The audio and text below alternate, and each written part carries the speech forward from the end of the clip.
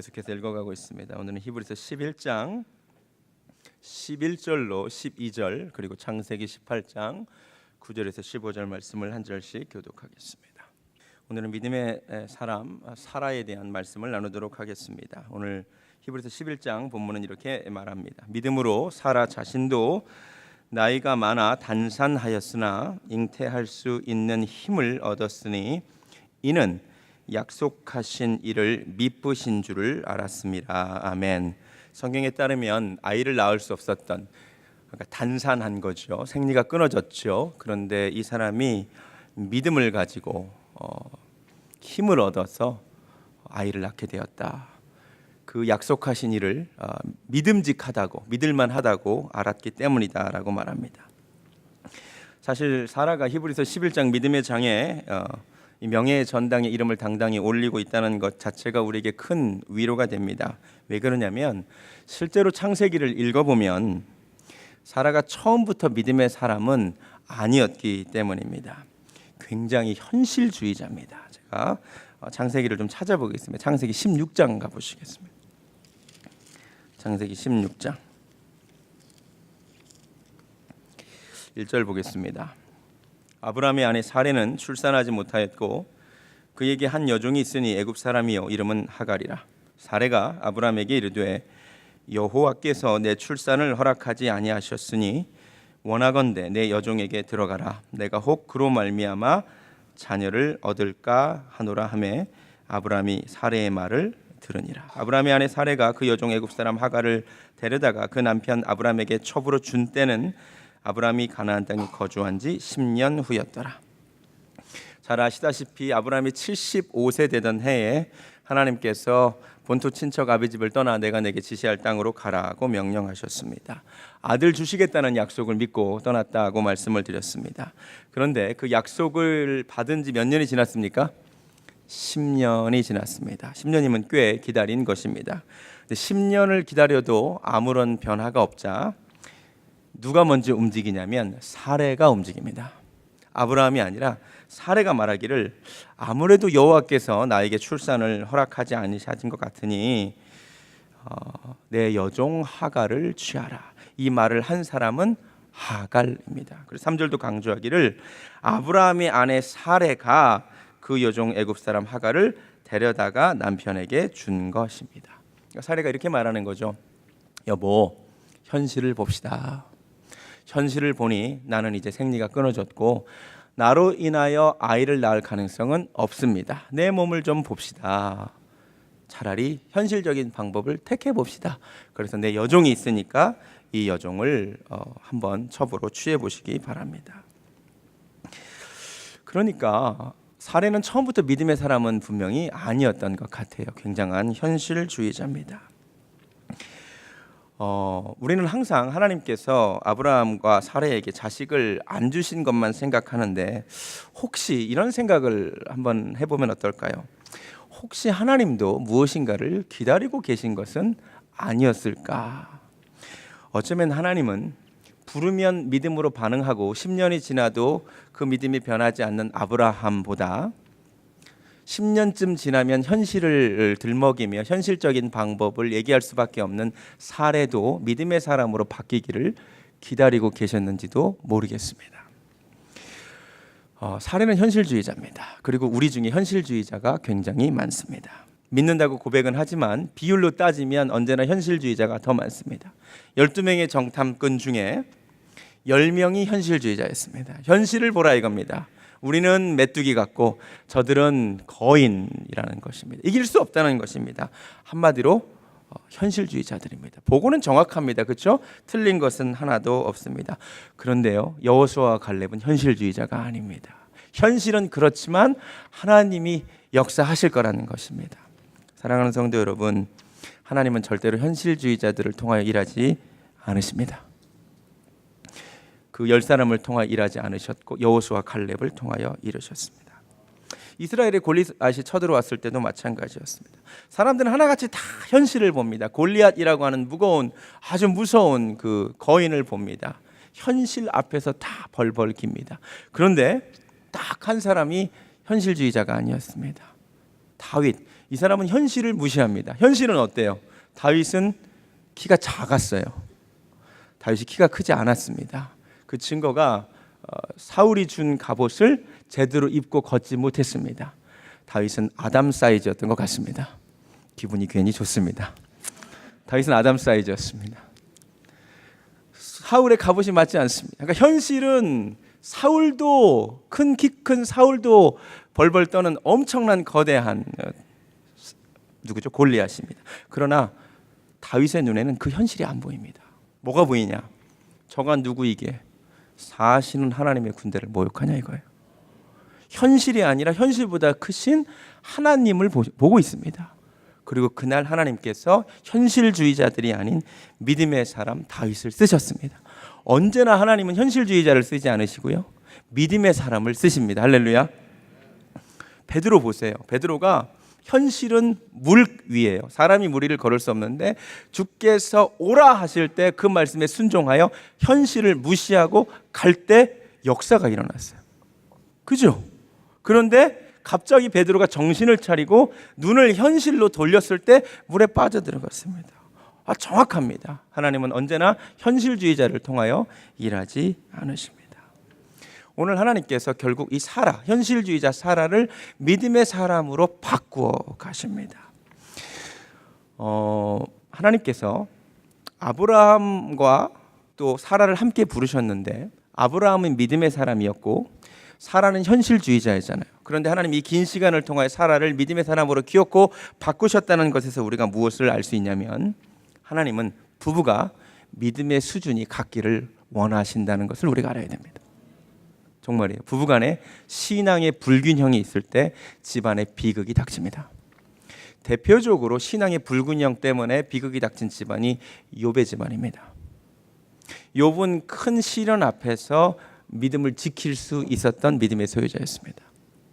그런데 그 아내는 시련 앞에서 넘어지는 믿음의 소유자였습니다. 이 신앙의 불균형이 결국은 비극적인 결말을 낳습니다. 이래도 당신이 하나님을 신뢰하겠느냐? 하나님을 욕하고 죽으라. 여러분, 아직 결혼 안 한 청년들에게 부탁드리겠습니다. 불신자보다 신자 만나시는 편이 좋습니다. 여러분을 위해서 하는 얘기입니다. 이왕 결혼하신 분은 어떻게 하시겠습니까? 부부간의 신앙의 그 수준을 맞추시기 바랍니다. 하향으로 맞추지 말고 상향으로 맞추시기 바랍니다. 정말로 여러분들을 위해서 하는 얘기입니다. 믿는 자와 결혼하는 것이 여러분에게 진짜 좋습니다. 정말 그래요. 여러분을 위해서. 그리고 아직 부부간의 신앙이 불균형인 집안이 있다면 정말로 눈물로 기도하셔서 부부간의 균형이 맞춰지는 은혜가 있기를 바랍니다. 하나님이 중간중간에 분명히 두 사람의 신앙을 같이 체크를 하세요. 그 증거를 말씀드릴게요. 17장으로 가겠습니다. 자, 16장에서 10년 동안은 드러나지 않았는데 16장에서 드러난 게 아브라함은 여전히 믿음이 있었는데 사라가 먼저 현실주의자라는 게 드러났어요.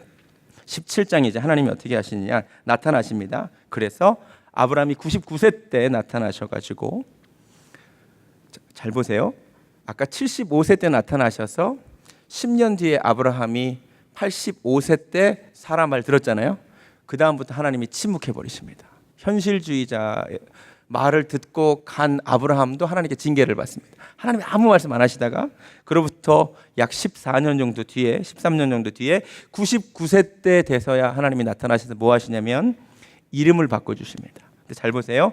아브라함의 이름을 아브라함으로 바꾸시고 똑같이 부인 사라의 이름을 사라로 바꾸십니다. 한 사람만 바꾸지 않으시고 부부의 이름을 다 바꾸십니다. 뭐예요? 하나님은 부부간의 신앙의 수준이 같기를 원한다는 거예요. 아브라함이 이름이 열국의 아비로 바뀌면 사라는 그대로 있으면 안 돼. 사라 역시 이름이 열국의 어미로 바꿔야 된다는 것입니다. 여러분, 하나님께서 한 부부 한 사람만 믿음의 도약을 해서 잘 믿는 사람으로 되는 것 하나님 원하지 않으십니다. 부부가 함께 믿음의 도약하기를 원하십니다. 여러분 꼭 서로가 함께 믿음의 도약하는 은혜가 있기를 주님의 이름으로 축원합니다. 자, 이 현실주의자 사라가 17장에 가서 하나님 이름을 같이 바꾸시고 18장으로 가면 오늘 우리가 읽은 이야기가 나옵니다. 근데 잘 보세요. 이때 사라가 믿음의 사람으로 바뀌었던 것으로 추정됩니다. 왜냐하면 더 이상 사라에 대한 언급이 없어요. 근데 오늘 본문을 읽어보니까 어떻게 진행되냐면 18장 9절부터 보니까 하나님이 천사들과 함께 아브라함을 방문합니다. 근데 9절 다시 보세요. 그들이 아브라함에게 이르되 내 아내 사라가 어디 있느냐 대답하되 장막에 있나이다. 자, 그러면 지금 하나님이 천사들과 함께 아브라함을 만나는 동안 사라는 현장에 있었습니까? 없었습니까? 없었습니다. 근데 잘 보세요. 그러니까 하나님께서 지금 아브라함과 천사들에게 말합니다. 그가 이르시되 내년 이맘때 이제 날짜를 정해 주셨어요. 내가 반드시 내게로 돌아오니니 내 아내 사라에게 아들이 있으리라 하시니 사라가 그 뒤 장막 문에서 들었습니다. 여러분 잘 보세요. 지금 이 현장에 사라가 없어요. 장막 뒤에서 들은 겁니다. 그런데 아브라함과 사라는 나이가 많아 늙었고 사라에게는 여성의 생리가 끊어졌기 때문에 이 현실주의자 사라가 속으로 웃습니다. 이 부분을 강조합니다. 속으로. 분명히 웃었는데 어디로 웃었다고요? 소리내서 웃은 게 아니라 속으로 웃었습니다. 그렇죠? 피식. 내가 이르되 내가 노쇠하였고 내 주인도 늙었으니 내게 무슨 즐거움이 있으리요. 이 큰 소리로 했을까요? 혼잣말로 했을까요? 혼잣말로 했습니다. 보세요. 속으로 웃었고 속으로 이르되 아이고 내가 이미 늙었고 내 남편도 늙었는데 아이고 무슨 그런 즐거움이 있을까를 속으로 했습니다. 아시겠어요? 그런데 그 다음에 놀라운 일이 벌어집니다.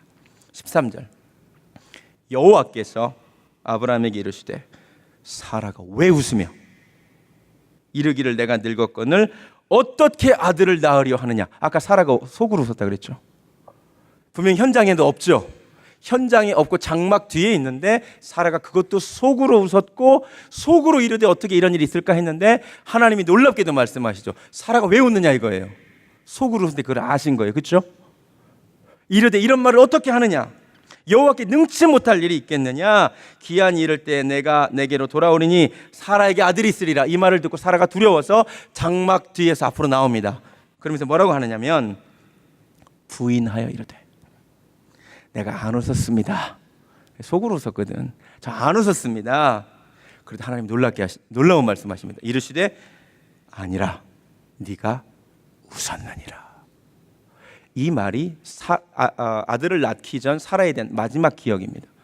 마지막 기록입니다. 근데 놀랍게도 이 기록으로 끝나는데 오늘 히브리서 11장은 뭐라고 말하냐면 믿음으로 사라 자신도 나이가 많아 단산하였으나 잉태할 수 있는 힘을 얻었대요.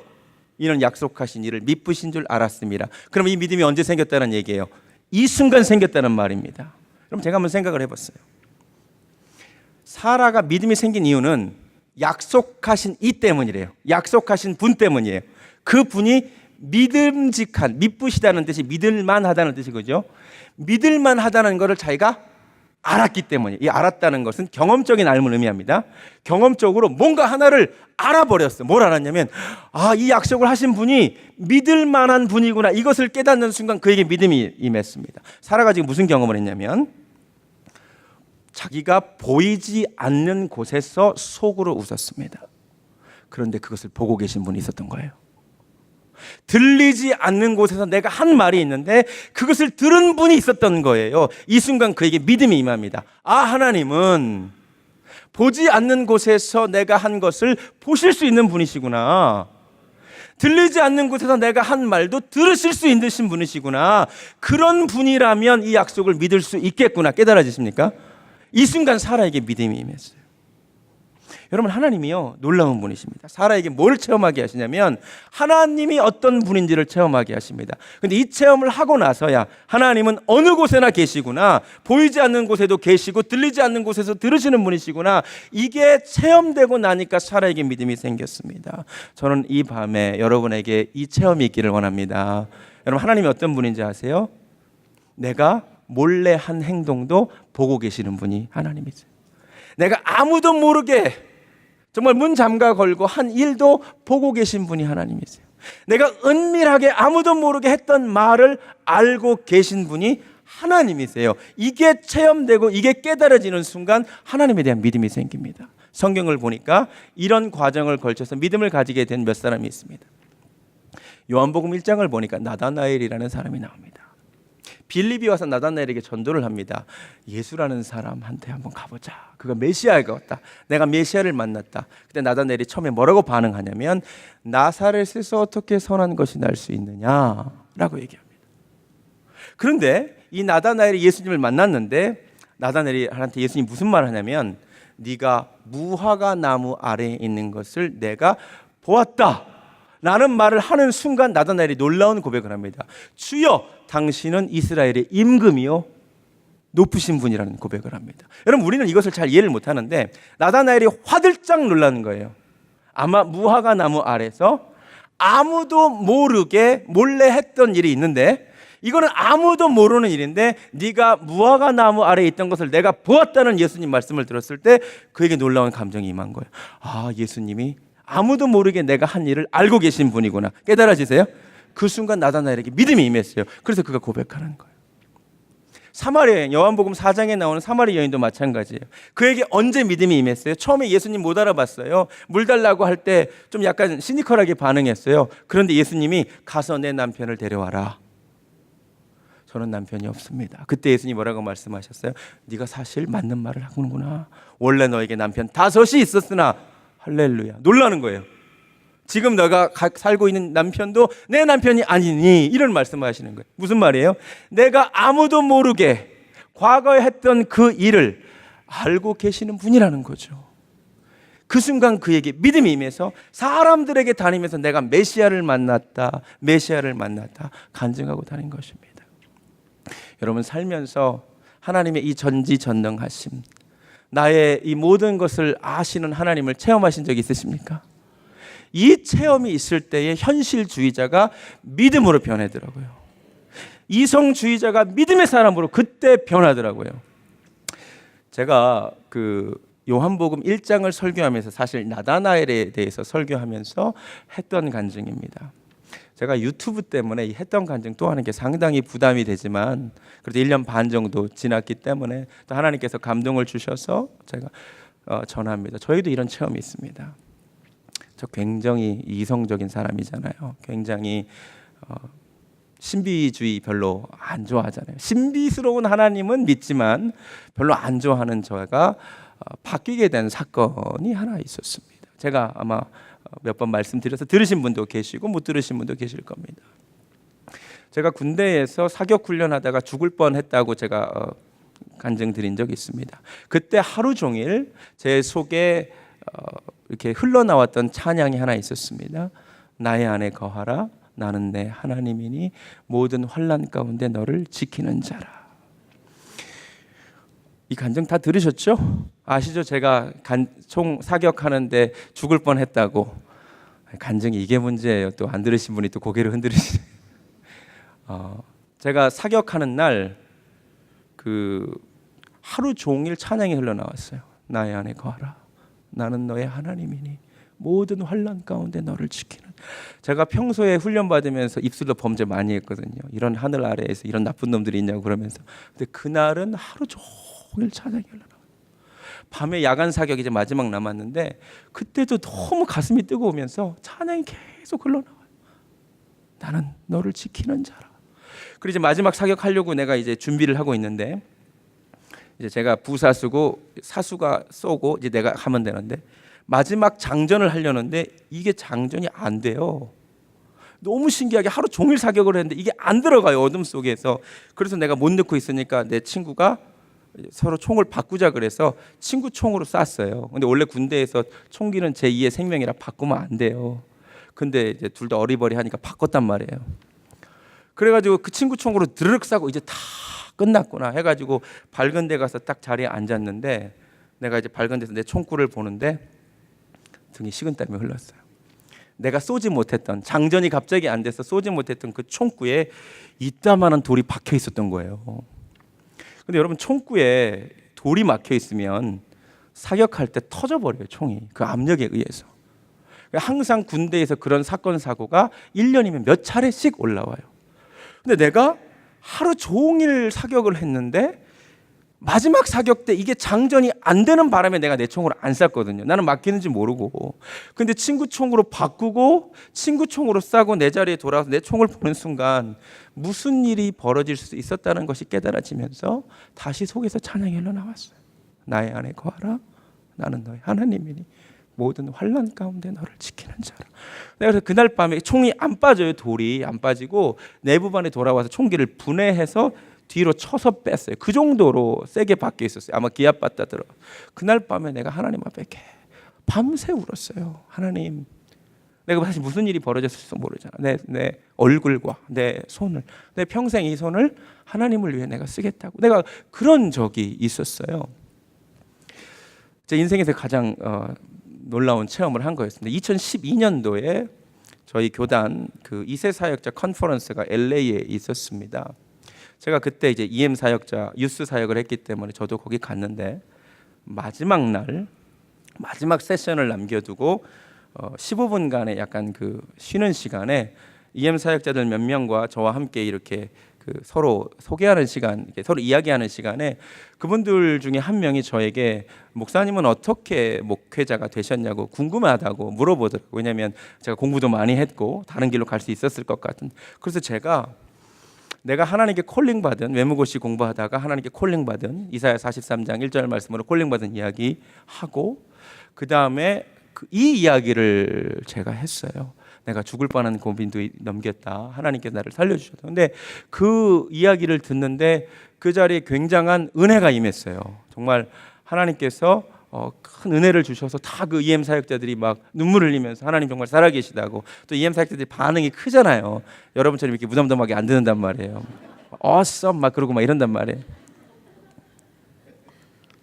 근데 내 간증을 듣더니 거기 자리에 있던 이현로 전도사님이라고, 그 전도사님이 진짜 놀라운 얘기를 하는 거예요. 목사님, 그런 이야기 나눠주셔서 감사합니다. 사실 제가 놀라운 체험을 하나 한 게 있는데, 내가 이 이야기를 하면 사람들이 나를 이상하다고 생각할 것이고 나를 신비주의자라고 치부할까 봐 아무한테도 나누지 않는 간증이 있는데, 목사님 말씀하시니까 용기가 나서 간증을 나눈다고 하는데 정말 믿기 힘든 간증을 해요. 이 친구가 우리 교단 아주 유명하신 목사님 손자예요. 큰 교단, 우리 큰 교회 목사님 손자예요. 그래서 자기도 어렸을 때 신앙생활 하다가 신학교를 갔어요. 풀러 신학교를 다닙니다. 풀러 신학교를 가서 보니까 동기들이 어떤 얘기들을 주로 하냐면, 나는 하나님께 이런 콜링을 받았다. 나는 하나님께 이런 콜링을 받아서 신학교를 오게 됐다. 라는 말을 다 하는 건데 본인은 그런 콜링이 없었어요. 그냥 본인은 어렸을 때부터 교회를 다녔고 할아버지가 목사님이시고 또 교단의 어른이시기 때문에 그냥 자연스럽게 신학교를 왔는데, 와보니까 다른 사람들은 그런 체험이 있다는 것이 본인에게 열등감으로 작용을 했습니다. 컴플렉스가 된 겁니다. 그래서 본인도 하나님 앞에 콜링을 구하기 시작했습니다. 하나님, 나도 하나님의 종으로 부르셨는지 확인받고 싶습니다. 그래서 그 LA에 보면 왜 은혜 한인교회에서 운영하는 기도원이 있답니다. 그래서 은혜 기도원에 내가 이번 기도원에 올라가서 하나님께 콜링을 받고 오리라.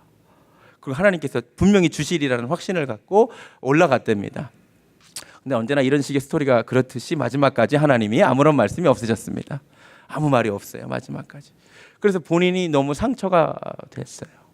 그래서 하나님께 꼭 버림받은 것 같고, 그래서 자기가 너무 짜증이 나더래요. 하나님도 너무 짜증이 나고, 다른 사람들은 왜 부른다 그러고 나는 왜, 너무 짜증이 났는데 내려가려다 보니까 그래도 밥이라도 먹고 내려가야겠다 싶어서 거기서 밥을 먹는데, 카레 라이스를 자기가 먹고 있는데, 그렇지 않아도 하나님께 버림받아서 마음이 아픈데 저기서 한 남자가 계속 자기를 째려보더래요. 자기를 이렇게 쳐다보더래요. 그래서 그렇지 않아도 내가 하나님께도 버림받아서 기분이 나쁜데 왜 저 사람이 나한테 이렇게 째려보나 해서 따지려고, 항의하려고 찾아가서 왜 나를 쳐다보냐라고 말을 하려고 하는데, 그분이 놀라운 말을 하는 거예요.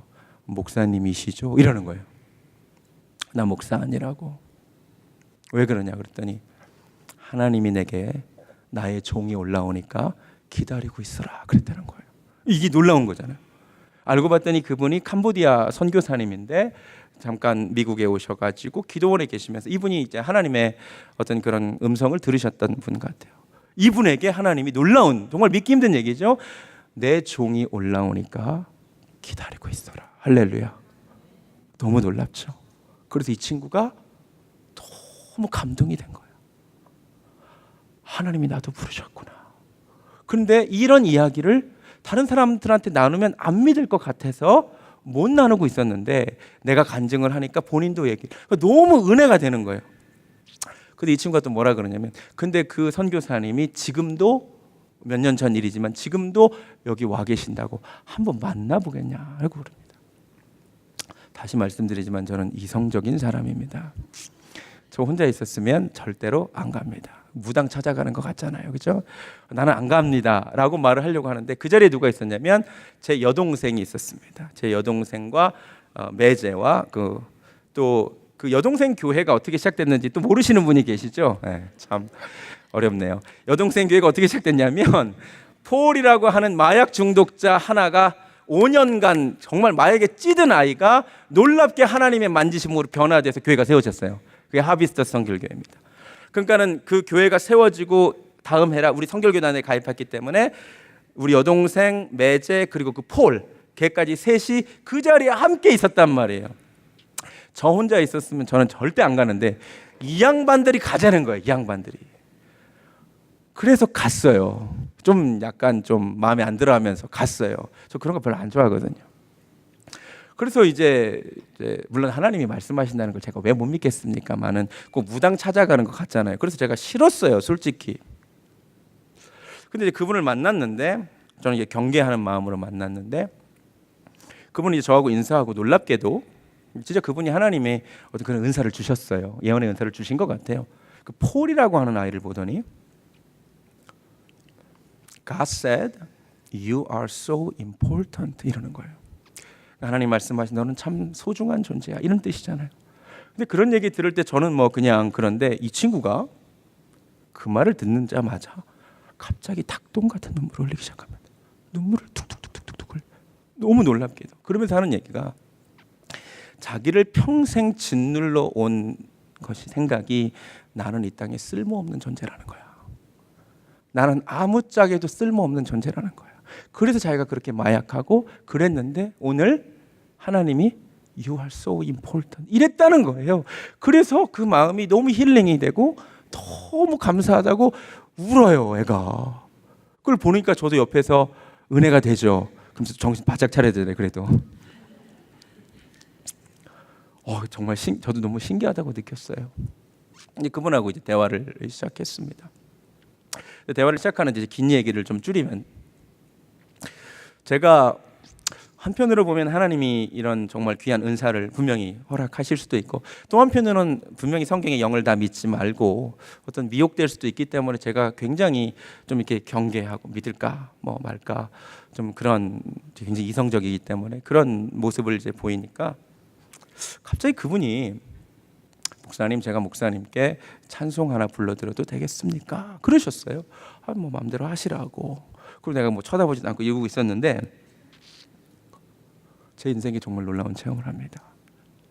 하나님이 이 찬송 불러드리라고 하십니다. 하면서 부르는 찬송이 나의 안에 거하라. 나는 내 하나님. 그 찬송을 불러주는 거예요. 그 찬송을 고개를 숙이고 듣고 있다가 그 찬송을 불러주는데 그 다음부터는 눈물이 쏟아지기 시작하는 거예요. 오 하나님. 왜냐하면 나에게 그 찬송은 의미가 있는 찬송이거든. 그리고 그 찬송을 가만히 들으면서 생각해보니까 후렴이 내가 너를 지명하여 불렀나니 너는 내 것이라. 그게 이사야 43장 1절이거든. 나를 부르셨던 그 찬송. 그 찬송을 불러주는데 눈물이 쏟아지는 거예요. 오 하나님, 살아계신 하나님, 보지 않는 곳에서 나를 보시는 하나님, 듣지 않는 곳에서 나를 들으시는 하나님. 사라와 같은 똑같은 체험을 제가 그날 한 거예요. 그래서 저도 현실주의자, 이성주의자였던 제가 하나님 앞에 크게 회개하고 제가 변하게 된 계기가 사실 그때요. 2012년도입니다. 하나님, 능력의 하나님. 시편 139편이 생각나는 거예요. 저는 이제 옛날 번역으로 외웠습니다. 여호와여 주께서 나를 감찰하시고 아셨나이다. 주께서 나의 앉고 일어섬을 아시며 멀리서도 나의 생각을 통촉하시오. 나의 길과 눕는 것을 감찰하시며 나의 모든 행위를 익히 아시나니 여호와여 내 혀의 말을 알지 못하시는 것이 하나도 없으시나이다. 주께서 나의 전후를 두르시고 나를 덮으셨나 나를 안수하셨나이다. 이 지식이 내게 너무 기이하여 내가 미치지 못하나이다. 내가 주의 신을 떠나 어디로 가며 주의 앞에서 어디로 피하오리까? 저 하늘에 올라갈지라도 주께서 거기 계시며 음부에 내 자리를 펼지라도 주께서 거기서도 계시나이다. 내가 새벽 날개를 치며 바다 끝에 가서 거할지라도 거기서도 주의 손이 나를 인도하시며 주의 오른손이 나를 붙드시나이다. 할렐루야. 우리 하나님이 그런 분이라는 거죠. 현실주의자 사라를 바꾸신 하나님, 보지 않는 곳에서도 보시는 하나님, 들리지 않는 곳에서 우리를 듣고 계시는 하나님, 그 하나님 우리 하나님이십니다. 여러분, 이 밤에 현실주의자 우리가 믿음의 사람으로 바뀌는 은혜가 있기를 원합니다. 이 순간 사라에게 믿음이 임했습니다. 하나님 놀라우신 분이구나, 믿을 만한 분이구나. 내가 속으로 웃었는데 그것을 들으셨구나. 내가 속으로 말했는데 그것을 들으시는 분이시구나. 힘이 생겼어요.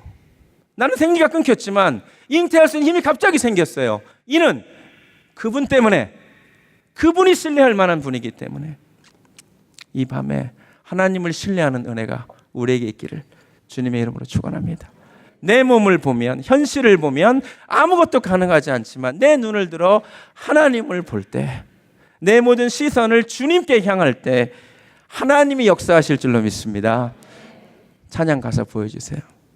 내게로부터 눈을 들어 주를 보기 시작할 때 주의 일을 보겠네. 할렐루야. 찬양하겠습니다.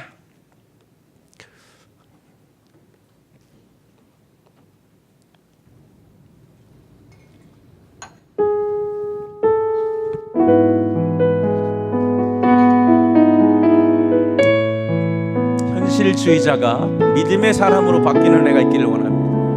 나의 모든 생각을 아시는 하나님, 내게로부터 눈을 들어 주를 보기 시작할 때 주의 일을 보겠네. 내 작은 마음 돌이키사 하늘에 꿈꾸게 하네. 주님을 볼 때 모든 시선을 주님께 드리고 살아계신 하나님을 느낄 때, 살아계신 하나님을 느낄 때 주의 역사가 일어납니다. 내 삶은 주의 역사가 되고 하나님이 일하기 시작하네. 성령이 나를 변화시켜, 성령이 나를 변화시켜 모든 두려움 사라질 때 주의 일을 보겠네. 광대한 땅 한가운데서 주님만을 알게 되리. 주님을 볼 때 모든 시선을 주님께 드리고 전능하신 하나님을 느낄 때 세상은 주의 나라가 되고 하나님이 일하기 시작하네. 살아계신 하나님 모든 시선을 주님께 드리고 살아계신 하나님을 느낄 때 새 삶은 주의 역사가 되고 하나님이 일하기 시작하네. 다 같이 눈을 감습니다. 살아계신 하나님, 이 자리에 임재하신 하나님, 나의 모든 생각과 내 입술의 말을 아시는 하나님, 주여 두렵고 떨립니다. 하나님, 내가 이 하나님을 의식하지 않고 현실 바라보고 살았습니다. 용서하여 주시옵소서. 현실주의자 사라가 그 하나님 체험할 때 믿음의 사람 된 것처럼 이 밤에 우리 가운데 현실주의자가 살아계신 하나님을 체험하고 믿음의 사람 되게 하여 주시옵소서. 각 가정마다 축복하셔서 아버지, 남편이 믿음의 도약이 있게 하시고 아내가 믿음의 도약이 있게 하여 주시옵소서. 우리 청년들 믿음의 배우자를 구하게 하여 주셔서 정말로 믿음의 반석 위에 선 각 가정들 되게 하여 주시옵소서. 이제는 우리 모든 대화를 말없이 들으시는 우리 주 예수 그리스도의 은혜와 지금 이 시간에도 함께 하시는 하나님 아버지의 극진하신 사랑과 성령님의 역사하심이 이제는 현실주의자가 아니라 믿음의 사람 되기를 소원하는 사랑하는 베델교회 성도님들 머리 위에 지금부터 영원까지 함께 하시기를 간절히 축원하옵나이다. 아멘.